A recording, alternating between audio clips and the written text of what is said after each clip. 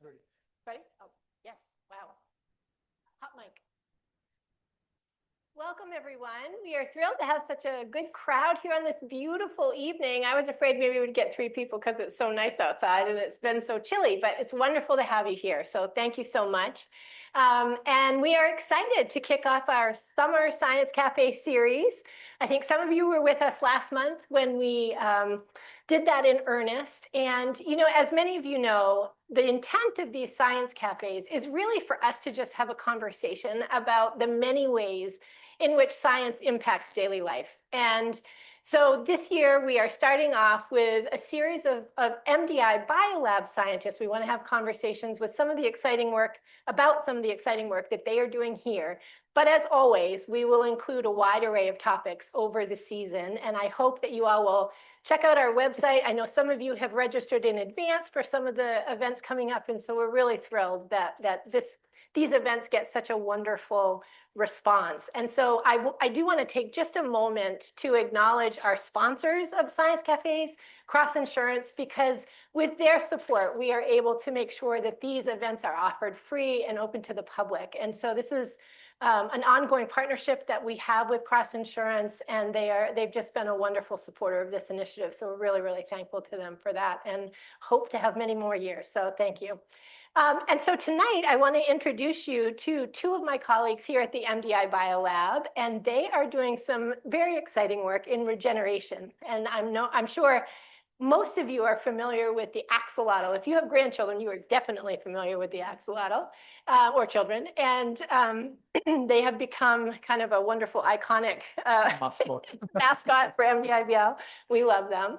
And so tonight, Dr. Prayag Murawala and his Ph.D. student Vijay are going to talk to you about some of the projects that they are working on. And I'm really excited about this work because, at least from my perspective, this represents really the culmination of so much hard work that we've watched Prayag and his lab since they joined us a number of years ago. It's really fun to see that work come together. We now have some exciting publications in the works, and so we're going to learn more about that, and I'll let them tell you the great story. But what I want to say to all of you is tonight, as we talk about regeneration and understanding the cellular and just these mechanisms that are involved in making that possible, it's a complex story. So your job is to hold us to task and say, you know, if something's not clear or you have questions, we really want your participation. And so please don't hesitate to raise your hand. We have a diverse audience here. We have students, we have members of the public, we have staff. So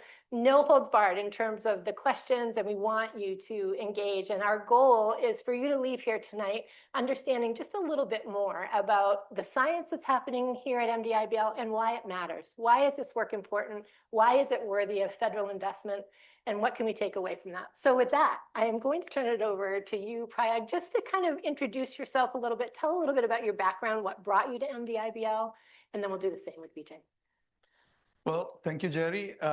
So my name is Prayag Murawala. I was born in India, grew up there, and then did my PhD in India, in Pune. And then for my postdoctoral research, I was in Europe, in Germany and Austria, that is Dresden and Vienna as the cities. And then from there, I moved here as an assistant professor in 2020. My lab is working with this beautiful organism, Axolotl. How many of you did not know Axolotl before coming here? Oh, that's okay. I also did not know before starting my postdoctoral research. So that's okay, you know. These are wonderful organisms, and we use them for various studies because they are amazing regenerators. They can regenerate many different body parts and organs. You can cut their leg, they'll make a new leg. You cut their tail, they'll make a new tail. Now, I know we don't have tail, but the tail contains spinal cord and vertebrae. So when they are regenerating tail, they also regenerate vertebrae and spinal cord. So that's interesting. And of course, many different internal organs, including heart, lung, liver, kidney. I already said spinal cord, but they can also regenerate their brain. You can remove 1/3 of brain, and they'll make a brand new one. So today, we are not going to talk about all of this, but we're going to talk about one very unique tissue that is very important, and that is muscles. And this is the work that Vijay has been doing in the lab, and we will learn about it as we go forward. But before that, I think I'll pass on the baton to Vijay to introduce himself. Yeah, absolutely. Hello, everyone. My name is Vijay, and I'm a PhD student at Prayag's lab. I grew up in India, and I did my master's in zoology there, studying all the animals and looking at them. And after my master's, I realized I don't want to do this. I want to look at some molecular stuff, look at some biotechnology. So I started looking for labs around, and I found a lab in southern India. It's called CCMB. So I went there and started working on some induced pluripotent stem cells and cartilage regeneration. And from cartilage regeneration, I decided that I want to work on organisms that are regenerative. And I started looking for labs around the world, and there are only a couple of labs that work on axolotl, and I found Prayag. So that's how I ended up here. It's a wonderful model organism to study. It can regenerate pretty much everything that you see on its body, like it's except if you chop off its head, that won't regenerate. But it can regenerate its limbs, tails, gills, parts of eyes, parts of brains. So it's a fascinating organism to work with, and it's been a really good journey.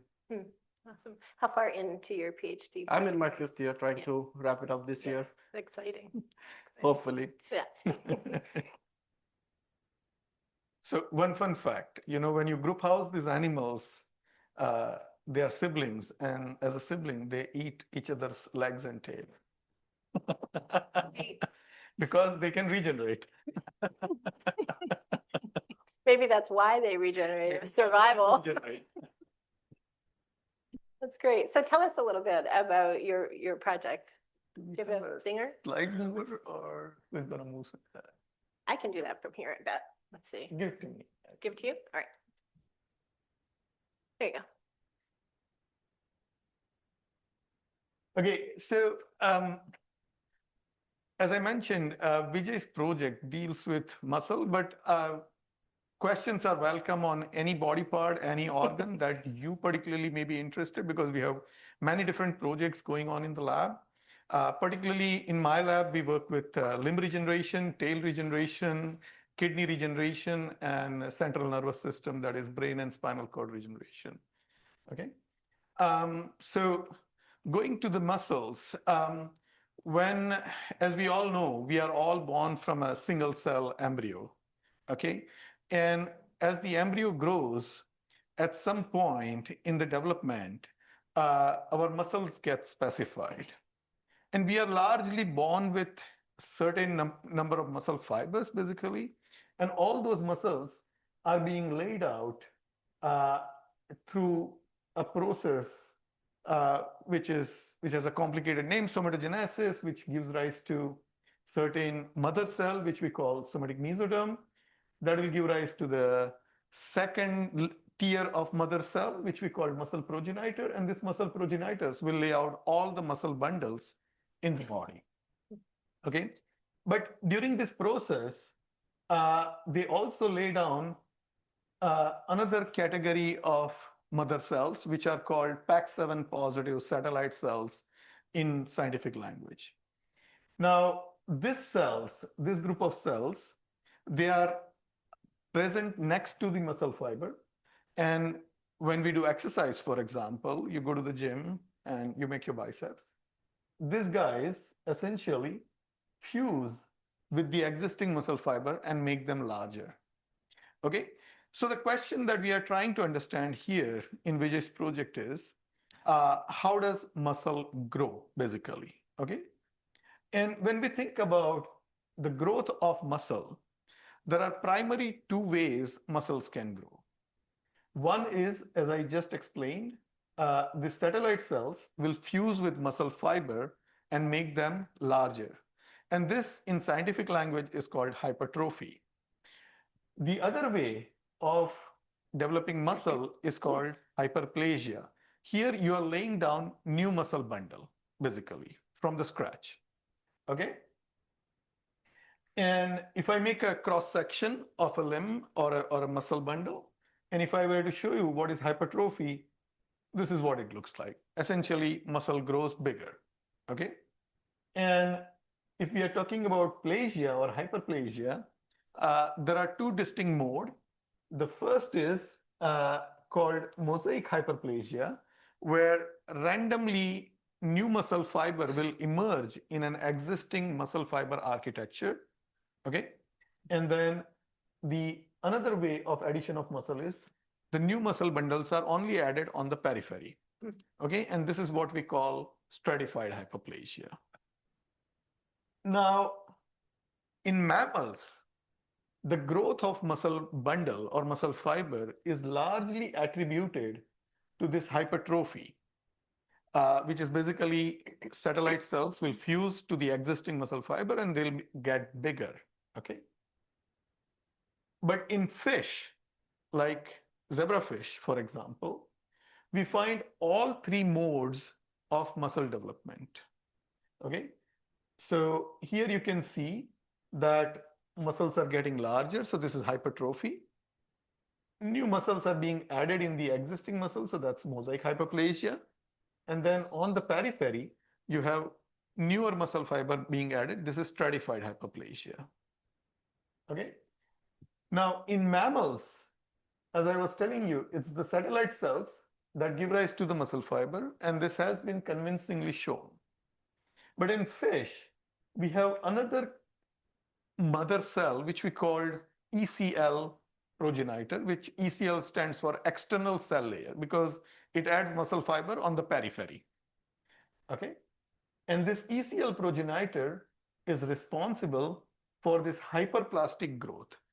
Now, when I say hyperplastic growth, it essentially refers to de novo myogenesis.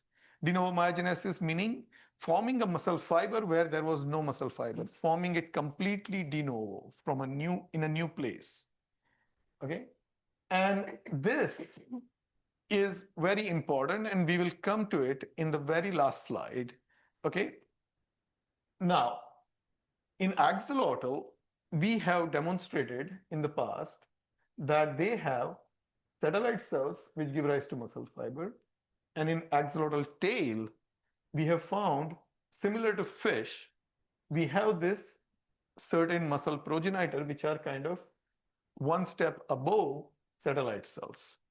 So we have a unique situation where axolotl limb is very similar to mammals, which is mouse and humans, and axolotl tail is very similar to fish. So Vijay's project has been, during development, what happens? Does the axolotl limb grow with hypertrophy? And does axolotl tail grow via hyperplasia? And that is a simple question that we are asking. And the goal is to bridge how teleos to mammals, the muscle development changed, and how did we lose this de novo myogenesis capability? Make sense? Any questions so far before we dive deep into it? Yes, good work. Go. Please. In the parentheses next to the cell type, Yeah. what does the plus represent? Oh, the plus represents essentially, these are genes that are expressed, and these genes, we use them to define a cell type. So in a body, every cell, so like your skin is different from your muscle, and your muscle is different from bone. And this is because although our genome is same in all the cells, certain genes are only expressed in one cell type and not in other cell type. And in this case, if you stain for this particular gene, PAX7, then you can identify satellite cells because it will not stain any other nearby tissue. So these genes are called marker genes in scientific language because they allow us to mark and identify cell type. Okay. And so the plus essentially indicates that these cells are PAX7 positive. Any more questions? Okay.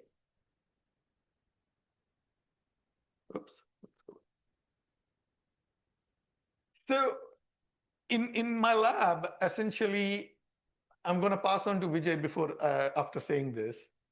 And I hope Vijay is ready for this because he hasn't seen slides. Nice. These are his slides. He has not seen it. So we'll see. how well he is prepared. So in my lab, what we do is, if you want to understand how each of this population participates during regular development or growth, what we do is we can genetically color code them. We can genetically label them. So it's like you play a tag, like you go to those paintball tag system, and you can color code muscle fiber or satellite cells or this Meox positive muscle progenitor. And then if you wait, then you will learn that what they did, what the other cells did, and what they themselves did. Because you have labeled, for example, muscle fiber, then you will see that existing muscle fiber are colored in red color, which is cherry color. That's what we call. And when you talk about these cells, they are not labeled because you only labeled this group of population. So if these cells are participating to form new muscle fiber, all newly added muscle bundle would be cherry negative because they are not labeled or tagged essentially. Okay, and it allows us to understand how muscle development in axolotl happens. Okay, Vijay. You want to talk about it? Yeah, I can take that. Okay, this is the LCK. Yeah. So in order to understand how muscle are formed in the limbs in axolotl, what we did was we created a transgenic line that was muscle-inducible Cre that specifically labeled muscle fibers. Muscle fibers are terminally differentiated cells that do not make any further cell type. So this line is MCK-inducible Cre, and it They labeled. don't need to know the names. I think keep it simple. Yeah, I'll just keep it simple. So we used a animal line that only labels muscle fibers. So we converted the line, so all the cells get labeled at day 0. How does this one? Oh, sorry. Yeah. So all the cells get labeled at day 0, and then we wait for next couple of days. It could be weeks or months. So we did, in this case, we waited for 60 days to see how the muscles that were labeled, they behaved after 60 days. So what we found was the total number of muscle fiber content of the limb got increased, and the fiber size. This is satellite cell lineage tracing. Sorry. Oh, Okay. yeah. Improvise. Improv. So the total number of muscle fibers size got increased, and new muscle fibers were being added even in the limb, which we haven't seen in case of mammals so far. And the muscle fiber size was being increased, and all the muscle fibers that were coming from satellite cells. Sorry for the confusion. The picture before this was from another line. This is from another line. So satellite cells are the cells that make muscle fibers. So here we are tracing not muscle fiber, but we have color coded this in between that cell population, which we call satellite cells. And we are now trying to understand how do they contribute to the muscle fiber lineage, okay? And as you see at 0 day, we do not have any muscle labeled, but if you wait 60 days, then new muscles are all becoming cherry positive, which means that satellite cells have fused into the existing muscles and made them bigger. And by doing so, they have also acquired that cherry color because it was tagged with it. Okay. So in your limb, not in your limb, in axolotl limb, all the satellite cells, all the muscle fibers are being derived from PAX7 positive satellite cells. Yeah, that's what I said. And as I said, he hasn't seen slides. The blame is on me. So yeah, this one is lineage tracing of MCK-inducible Cre, the one we discussed earlier, but this one is in tail. In this case, we label all the muscle fibers at 0 day, and at 60 days, we see a change in the tail size, and the fiber size also increased, as you can see it from here. But it's important to look at the section. Yes. So at day 0. Yes, they're in there. No. So at day 0, all the muscle fibers that you see here are labeled. These are different colors. If you get confused, you can ask me questions. Phyloidin is a toxin derived from mushroom that can label all the muscle fiber. It labels F-actin, that is present in all the muscle fibers. It's also expressed in the skin, but muscles express most affectin. So that's where that's how you can label all the muscle fibers using this dye. M cherry comes from the genetic construct that we had uh, that labeled all the cells after 4-OHT conversion. So after 60 days, what we see is addition of new cells. There are a lot of green cells that you see here, fibers, which are not present here. And these are all the new cells that are coming from de novo myogenesis. Yeah. So here on the top, that very tiny square that you see at 0 day, this is where all the muscle fibers are labeled. And any new muscle fiber that would be added would be either, that would be cherry negative, okay? So it won't be that magenta in color. So you can see here in this particular figure that there are additional green fibers. Green labels all the muscle fiber, whether they were labeled, they are derived from that cherry positive population or cherry negative population. It will label everything. So you can see that, first of all, these muscles have become larger. So this indicates hypertrophy. You can also see that some of the muscle fiber have very faint cherry expression. And this also indicates that other cells have fused into existing muscle fiber, and that's why cherry has become diluted. So that's what you see when you see a faint cherry. Then you also see so from this section, this particular area, this boxed area, is again shown here, okay? And you can see that, for example, this green fiber is not labeled by cherry here. So this means a new muscle fiber has formed where there was no muscle fiber before. And that means mosaic hyperplasia, addition of new muscle fiber in existing muscle structure. And then you see all these tiny muscle fibers, which are also not labeled by cherry here. So this indicates stratified hyperplasia. Okay, so axolotl tail is essentially behaving similar to fish, and axolotl limb is behaving very similar to mammals. This is what we have discovered. Okay. So you have the missing link. So now that's what we are going to show you.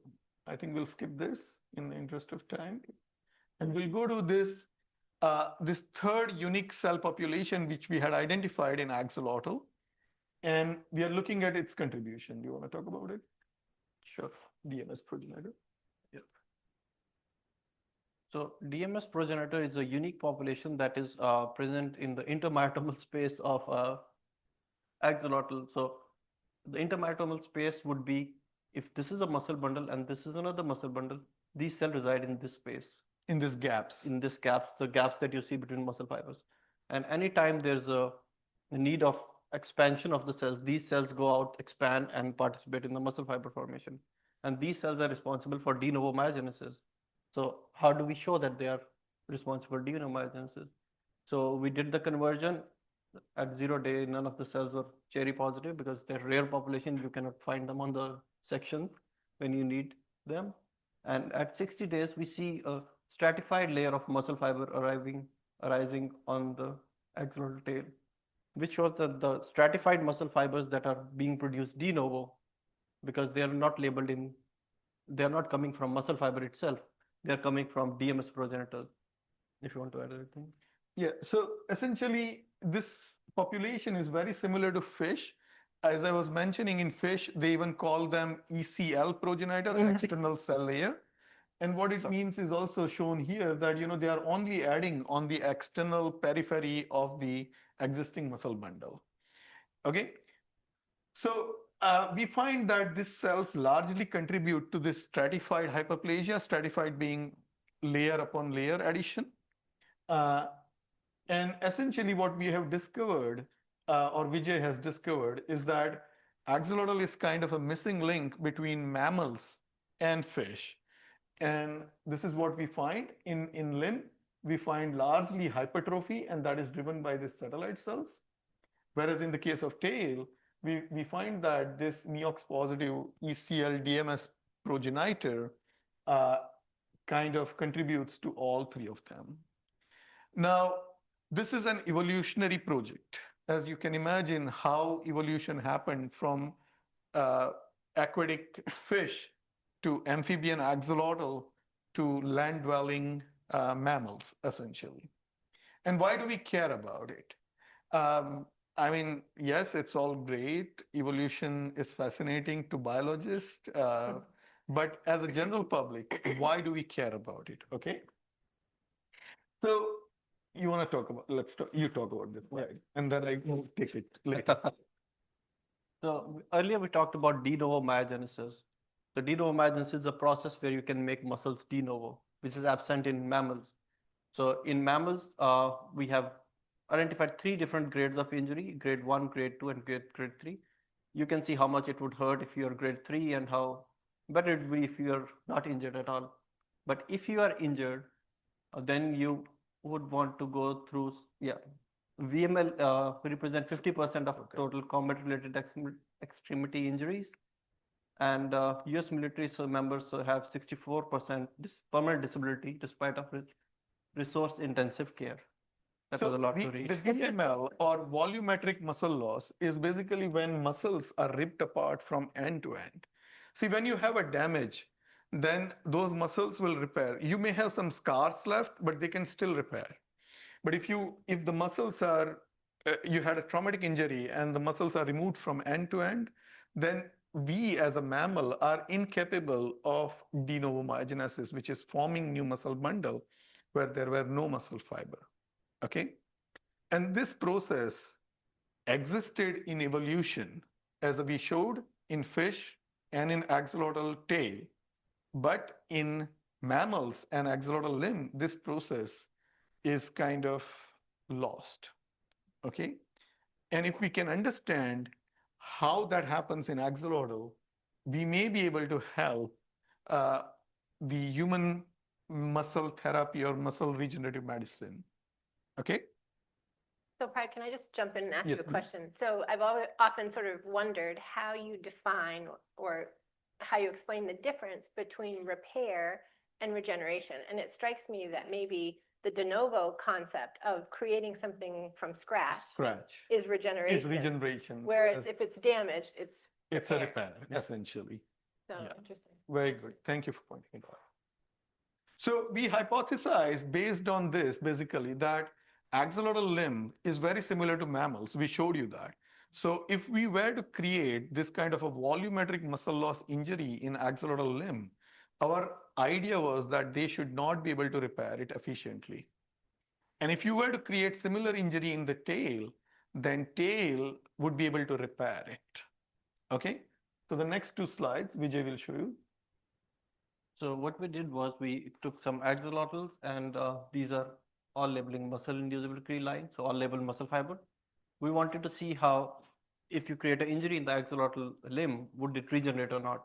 So we created the injury removed the biceps and the adjacent muscle. So both these muscles were removed, and you can see it here. All these muscles are gone. And after 60 days, the repair wasn't very efficient, like the regeneration wasn't very efficient when you compare it to that of tail. So what we concluded that the limb regeneration is more similar to that of mammals compared to that of teleost, which gives us a window to figure out what's missing. Sorry. Go to the next slide and you'll understand. Yeah. So we did the similar experiment in tail, thinking that it would be able to repair it. And you can see that it is able to repair it. Yes, please. Muscle loss. Are they not creating new cells, but then are the previous muscle cells taking up space and becoming larger, or is that not going to happen? Right, can you just repeat that question? Because I think folks online Oh, are I having see. a hard time hearing the question. So if I understand your question, could you please repeat once again? Let's be clear.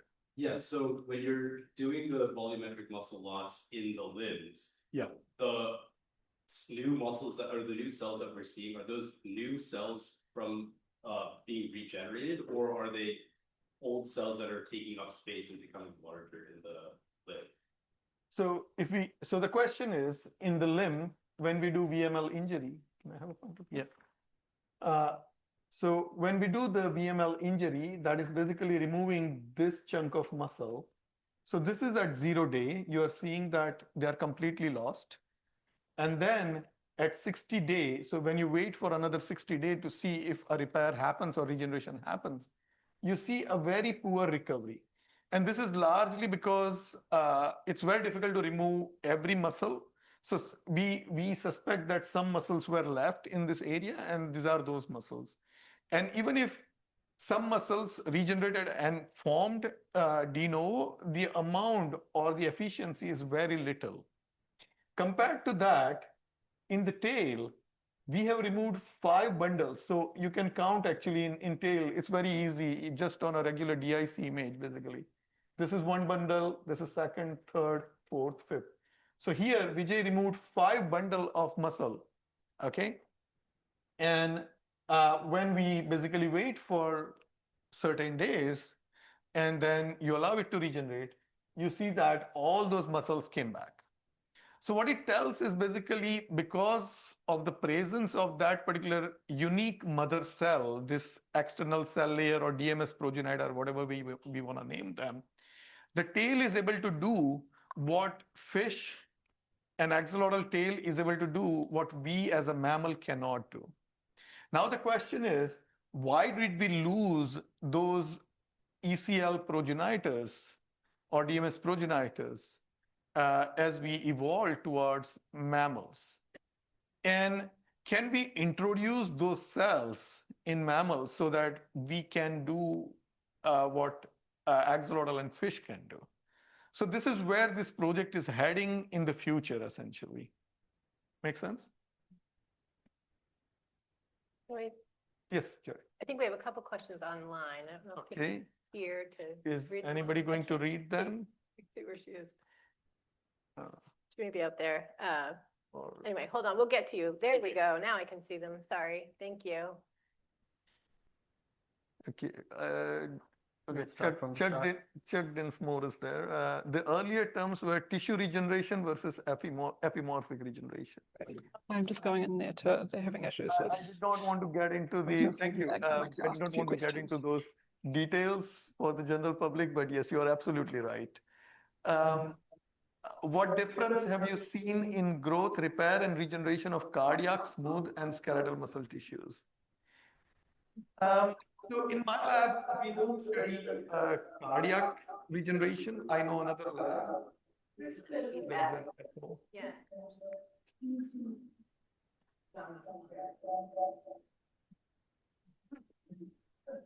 Okay, I think we're good. All good? Okay. I'm muted, but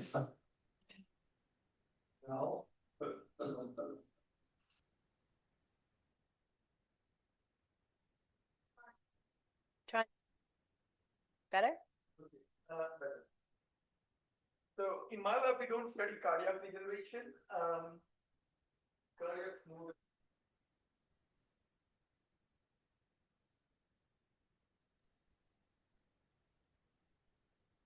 Study cardiac muscle, and yes, they can also regenerate. And in that case, this is more for scientific folks if somebody is asking this detailed question. Cardiomyocytes are responsible for cardiac regeneration in that case. Okay, I think the first one is just a welcome message from Lothar. So, okay. Yes. They can lead to biometric loss. Well, a disease, I mean, muscular dystrophy are certainly in that category to some extent, but that would be a more, how do I say, muscular dystrophy is generally body-wide, not happening only in, let's say, leg or tail or other structures, basically. So yes, but that would be much more broader, not localized, if it makes sense. Daniel, and then you, okay. All right, so axolotls have like the ability to regenerate whole limbs. Have you ever thought about like taking cells from an axolotl to regenerate its limb and transplanting that into like a VML injury and observing that? That's a fantastic question. So the question is, okay, I alluded to this, and that is, although axolotls cannot regenerate VML repair, so when you do the volumetric muscle loss injury in limb, they cannot repair it. But if you cut the leg, then they will make a new muscle. And what he's asking is, in this process, you have a blastema cell. So when you amputate the limb forms a pool of certain cells at the tip of the amputated structure or stump, which we call blastema. So if you take those cells and graft it into VML injury, would it repair? My bet is it would, and this is a fantastic experiment that needs to be done. This is in, okay, whoa, so he has done it. I've been waiting for 5 years. But great question. Thank you. There was a question there. Do you have any hypothesis about why evolutionarily there may have been a loss of the ability to have the new muscle cells grow as fish evolved to mammals, and maybe were there costs associated with that ability that became too great for mammals? Or any thoughts on that? That's another fantastic question. The question is, as we moved from fish to axolotl to human, why did we lose this fantastic cells that are able to do all this wonderful thing in fish and axolotl? And this is always going to be speculative because these experiments are literally impossible to do. We can only speculate what happened during evolution. The general idea is that as we evolved, we required more specialized function. And in order to achieve that, our cells have become more differentiated. And as they have become more differentiated, we lost those ability to regenerate various body parts, or in this case, muscle, for example. Now, this is a general observation. There are exceptions to some of these things as well in nature.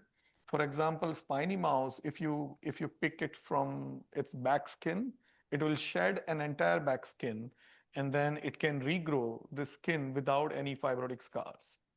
So there are always exceptions in nature, and the question is, if they can, why can't we? And we as a scientist still don't have a perfect answer for some of these questions. Thank you. Anna? MeoX. MeoX positive progenitus. So what I got from that, those cells are in the tail. What would happen if we take those cells and I guess transplant them into the VML injured limb? Another fantastic question. I'm working on that. Vijay I haven't still figured out how to pick those cells from the tail and put it into them, but I'm working on that. So yeah, these are great questions. Like, if the tail can do de novo myogenesis, why can't limb? And if you take the cells from the tail and put it into the limb, would it do it? The answer is, of course, if you are optimistic, yes, it will do it. That's what we want, because that would be fantastic. So another anecdote, if I can say, is muscle cells, to some extent, are dumb cells. They don't know when to form muscle fiber, okay? This instruction comes from a neighboring cell called fibroblast. Now, fibroblast, when they are differentiated, they do not instruct muscles to form a new muscle fiber. They can only do it in a certain stage. For example, when the limb blastema is forming, that's when they can instruct this satellite cells that, hey, make a new muscle fiber. So that's why when you amputate the limb, it is able to form new muscle fiber. When the limb is developing for the first time, those fibroblasts in their activated state can instruct muscles to form new muscle fiber. But when the limb is fully developed and fibroblasts have also differentiated, they become quiescent. They become quiet and do nothing, basically, and they don't instruct muscle fiber. So at that stage, we cannot do VML repair, even in axolotl. Okay? So the question then becomes, how do we activate those fibroblasts to reach that activated stage? And that is what those DMS/ECL progenitor or MEOX positive progenitors does. They are in that activated state permanently. So that's the difference between limb and tail. In limb, you can achieve it under certain condition, for example, amputation, but in tail, they are always there. So why this difference is, and we have just discovered these differences. Let's understand this. So the next goal is going to be why these differences and how can we utilize them to improve VML repair in axolotl first and then to the mammals. So Prayag, I want to just take a second for the audience and put this into a little bit of perspective because, you know, we talk a lot about the importance of basic research and what it can tell us. And this to me seems like the perfect example of the fact that you can't solve a problem until you really understand what's happening. And how long have you been working on this particular project? I mean, I think it's important to understand the complexity and, you know, the fact that this takes time. Absolutely. This is a great point, Jerry. I mean, so let's understand, I only started working, 16, 17 years ago with Axolotl, but people like Chuck Dinsmore, he was working when I was not even born, basically, okay? So, it's only a number, Chuck. It's only a number. Don't worry. Chuck, we love you. So this question that, you know, why some animals can regenerate. He just said, ouch, that hurt. He's a good friend. So this question, people have been studying for 250 years, okay? So 250 years ago, somebody discovered that, yes, salamander can regenerate their limbs. But ever since basically, you know, generation of scientists have been trying to understand it. So before I started, also, a lot of people worked on this question. They gained some understanding, they gained some, they provided some insights to the next generation of researchers. We are taking that torch and moving little forward. This particular question and project, I essentially started almost 12 years ago when I was still a postdoc. And at that time, the simple question was, how does axolotl tail regenerate? And in our quest to understand tail regeneration, we discovered this unique population in axolotl tail that is like a stem cell, basically. And it can generate all the muscles, not just muscle. We call them DMS because they can give rise to dermo, myo, and sclerotomic. Dermo being fibroblastic lineage, myo being muscle, sclerotomic being vertebrae. So one single cell is capable of forming muscle, fibroblast, and vertebrae in axolotl body. And that discovery led to this second project now, that because this cell is present in the tail, they are able to do this wonderful VML repair. But in limb, because you don't have this cell, they cannot do it. So basically, these fundamental questions are extremely important. And unless we really understand how nature evolved into what we are today, basically, it's very difficult to fix the problem because we don't understand humans. Like, we don't regenerate. Okay, so we don't know where to look. But when you go back to a system which can do it, okay, it gives us an avenue to understand how they used to do it and why did we lose. So those comparative studies eventually will one day shed a light how we can improve human health. There's a question there. Hypothetically, Yeah. can you foresee AI speeding up this process in any way? Hypothetically, can you see AI speeding up this Oh, process? AI. Yeah, has to get on the bench. No, this is fantastic. This is the question of the moment. No, Pam. yes, That's why they're laughing. Yes, there is a lot of enthusiasm around artificial intelligence, and the question is whether AI can speed up the work that we are doing.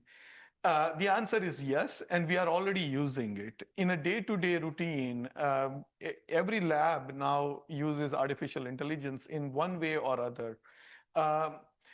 Today, the large part is like, yes, AI can help you formulate a question. It can help you, allow you to focus on a certain question which you may have ignored or it can point you towards more important question. But ultimately, those questions, we are still far from that level where robots will take over everything and they can do experiments on their own. So I think we still need PhD students and the laboratories that we are working in, basically. There's a question there. I had another question.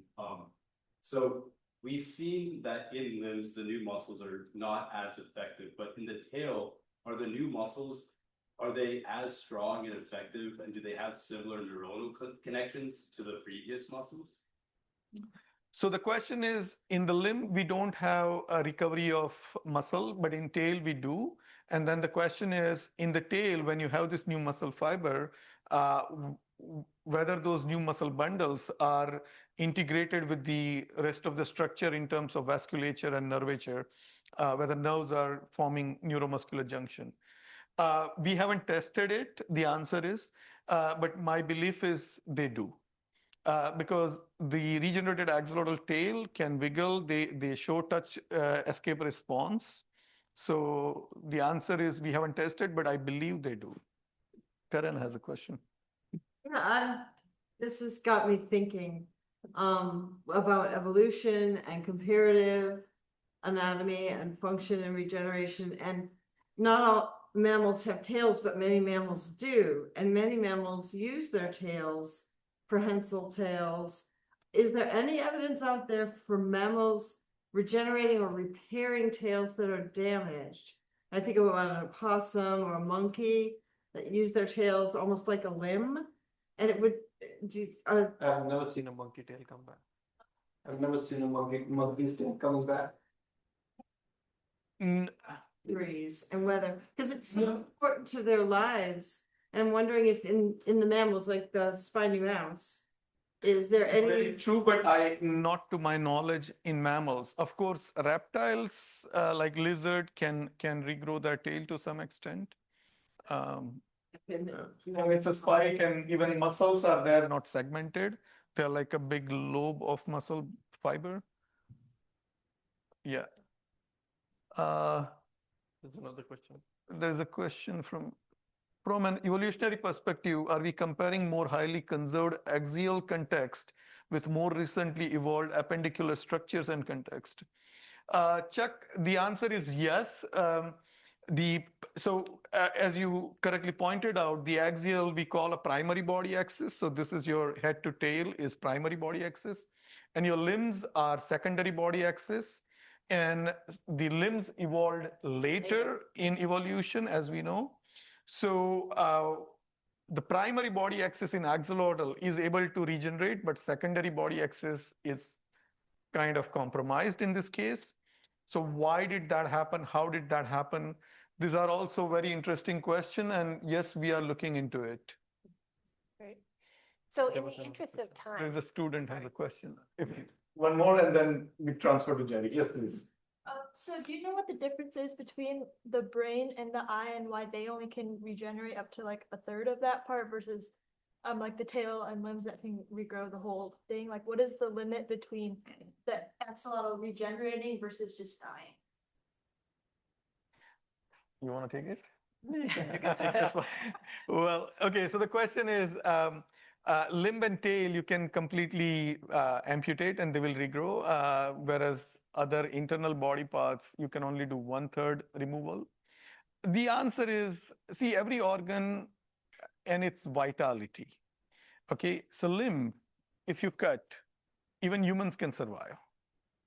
If you cut my brain, I'll not survive. The same is the case with axolotl, isn't it?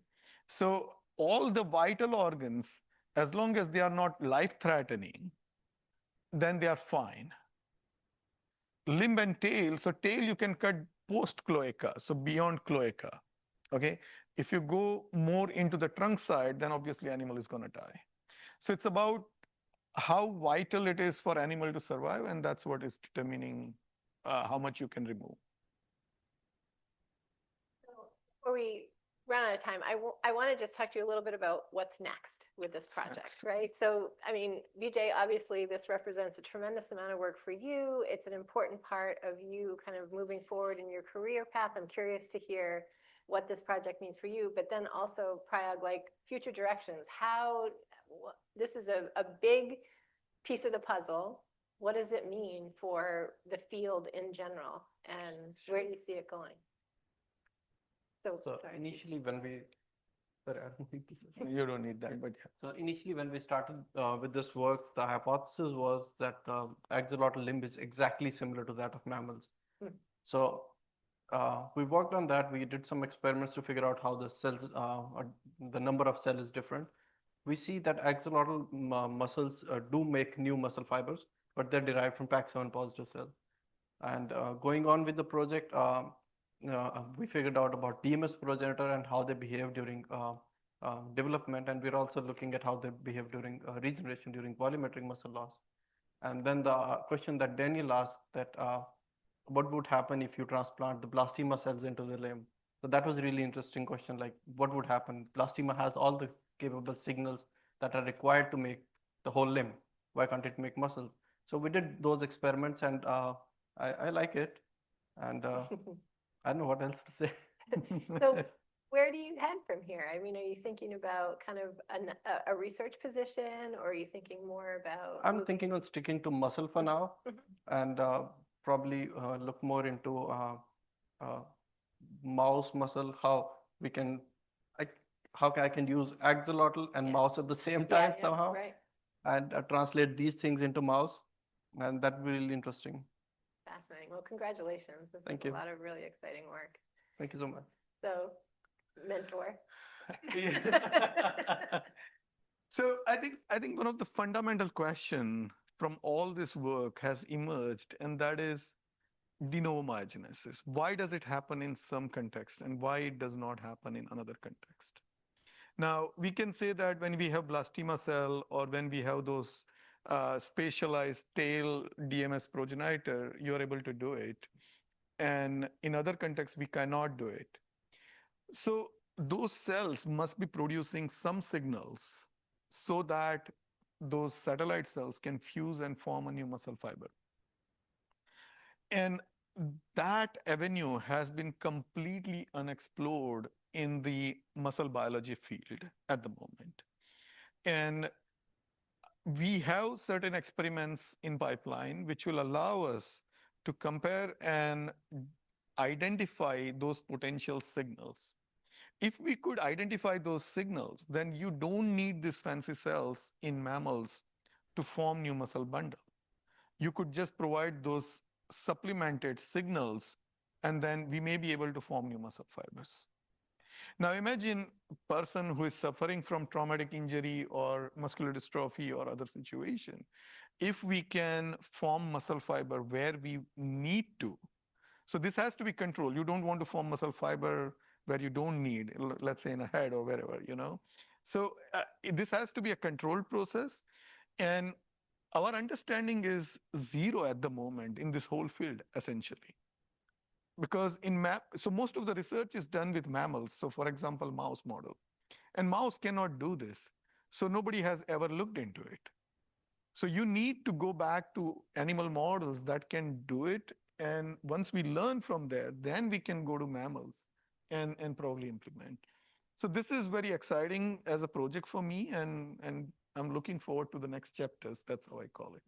Yeah. Stay tuned. Yeah. Well, that's great. Congratulations to you both. I think it's really exciting. So you submitted this for publication, is that right? Not yet. Not yet. Okay. So we have submitted for publication the work where we found those progenitors. That work is in revision right now. Okay. We hope that we'll be able to publish by the end of this year. Let's put it this way. Hit you pin down. It's always, science always takes longer than what you expect. So I don't want to say next month. Well, so I just want to, first of all, thank you both, and thanks to all of you for the great questions. You know, I think you see here a great example of the dedication that MDIBL has and our scientists have to training and to sort of mentoring folks and helping them take that next step in their career. And I think you all experienced just a little bit of our educational program today, because with us in the audience, we have a number of our summer fellows who just arrived about 2 weeks ago. So can you just raise your hand if you're here for summer fellow experience? Great. That's great. And I think you can probably get a sense from the context of the questions just how smart these kids are. So thank you for participating. You asked great questions. Really appreciate it. I hope it was helpful to all of you as well. And I hope it was helpful to members of the community to begin to understand just a little bit more about the kinds of work that's happening here at MDIBL, why it's relevant, the fact that yes, science is on a long trajectory, right? This takes a long time because these issues are complicated. And we're excited about where this heads. We're excited to continue the story. On July 13th, we'll have another member of our regenerative research team here, Dr. James Godwin, who will share his perspective on regeneration. James is an immunologist, so he looks very carefully into the role of the immune system in regulating regeneration. As we said, these processes are complex and there are a lot of different factors at play. So if you're interested in sort of following that story, learning more about the different facets of work that's happening here to understand this regenerative process, I hope you'll join us on July 13th when we'll have another conversation with Dr. Godwin. In between that, I just want you to mark your calendars for Family Science Night, because on July 9th, we will turn our entire lower campus into an outdoor science fair where all of our students will have some great projects, and it will be a wonderful opportunity to just learn more about the different research projects that are underway here at MDIBL. You can play some games, bring little people with you because they have a great time, but adults are welcome too. And we look forward to just opening the doors to our research campus and inviting all of you to join us. And hopefully it'll be a beautiful evening like tonight. And so thank you all so much. And thank you again to Prayag and Vijay for sharing their work with us.